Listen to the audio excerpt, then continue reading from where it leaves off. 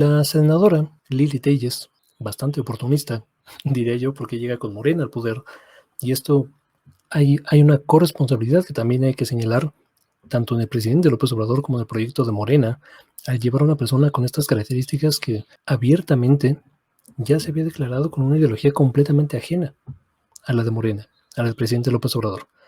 Pero de todos modos, en este afán electorero, la cobijaron, la señalaron y la elevaron hacia una candidatura que ganó caminando, porque López Obrador arrasó en muchas partes del país y todos los que se treparon al barco ahí están.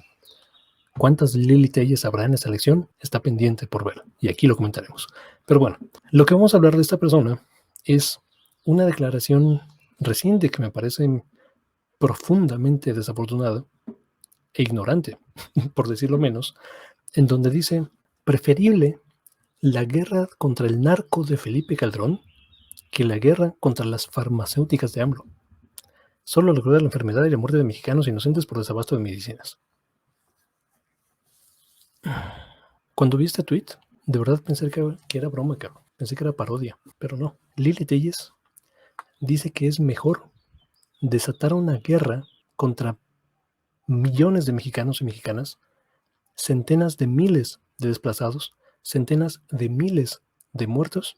Prefiere coludirse con un aparato criminal y que el gobierno federal se haya convertido en un cártel de la droga a favor de unos y en contra de otros. Prefiere eso a enfrentar el poder corporativo. Esta es, en un pedacito muy pequeño, la ideología de la ultraderecha, la ideología reaccionaria, autoritaria, violenta y sobre todo corporativista de la ultraderecha. Para ser justos con Lili Telles, es consistente en su ideología. El PAN es esto lo que representa. Felipe Calderón es esto lo que representa. Vicente Fox también. Vamos a poner en contexto lo que dice. No sé si ignorante o profundamente maliciosa Lili Telles. Esta gráfica que vemos aquí son los homicidios, es el acumulado de homicidios por año, desde 1990 hasta 2020. Vemos que seguían siendo muchos, seguía siendo un problema la violencia, incluso con Vicente Fox, pero iba más o menos una tendencia a la baja. En 2007, un año después de que entra Felipe Calderón, después de haber anunciado una guerra que nadie pidió, una guerra que nunca anunció, en un acto profundamente autoritario que va en contra del espíritu mismo de lo que significa ser mexicanos, porque más que una guerra contra las drogas, fue una guerra contra las y los mexicanos, y seguimos padeciendo los ríos de sangre y la inseguridad desde aquel entonces. Después de eso, ¿qué pasó?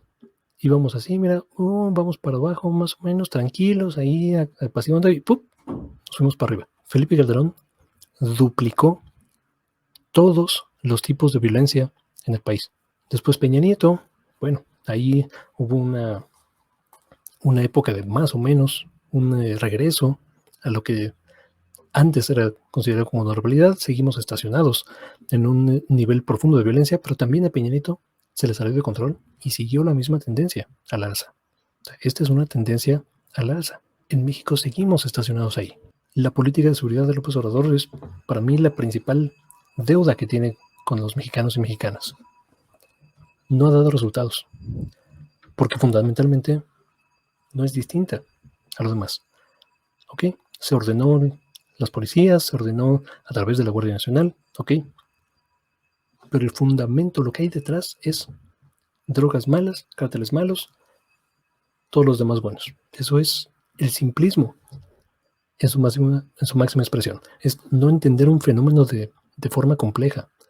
No es lo que prometió el propio presidente López Obrador, que dijo en su momento, abrazos no balazos, y entender el problema de las drogas como un problema de salud y no de seguridad pública. Así es como tendríamos que entender este problema multidimensional e histórico que tenemos en el país. Pero todo inicia con la guerra que defiende Lili Telles. Preferible estos miles de muertos, centenas de miles de muertos, eso es preferible a combatir un monopolio empresarial. Ahora vamos al contexto del monopolio empresarial en el que estamos.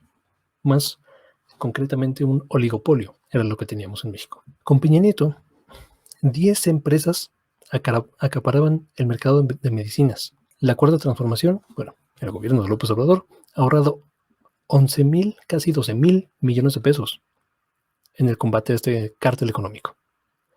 10 empresas acumulaban 90% de los contratos de medicinas.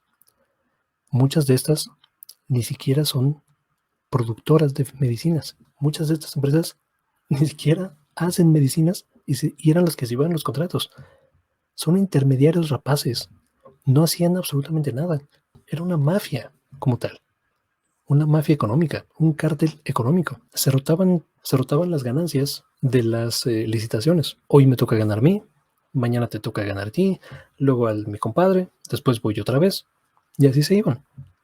Tenían por ley capturado al gobierno mexicano. El gobierno mexicano tenía que agotar primero las opciones nacionales de distribución de medicinas y tenía que comprar en paquetes grandotes para que las pequeñas farmacéuticas y distribuidoras no pudieran participar y solamente estas 10 pudieran participar.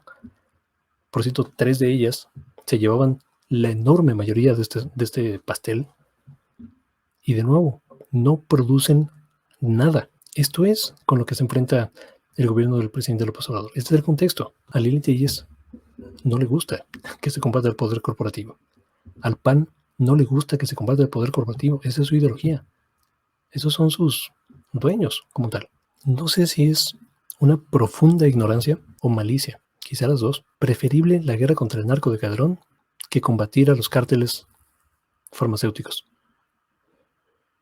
¿Qué opinan ustedes?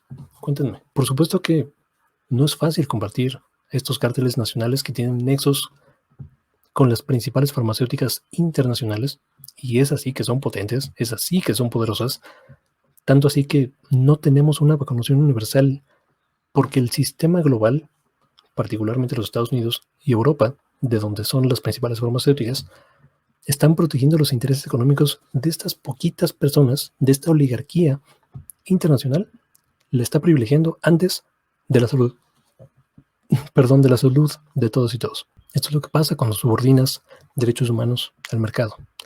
Esto es lo que pasa cuando dejas que la ideología de Lili Telles domine un mercado. Yo también hace poco quería correr a Abraham Mendieta del país. Esta es una fragilidad ideológica que francamente me da hasta ternura, cabrón. Las mismas personas que quieren expulsar a Abraham Mendieta del país, encabezadas por Lili Telles, son las mismas que celebran la intervención de la OEA en las elecciones. Son las mismas que le piden a gritos a Joe Biden que intervenga para poner en cintura, para regañar al presidente López Obrador. Un sinsentido como tal. Hasta acá voy a dejar este comentario. Muchas gracias por ver. Muchas gracias por compartir, por suscribirse y nos vemos hasta la próxima.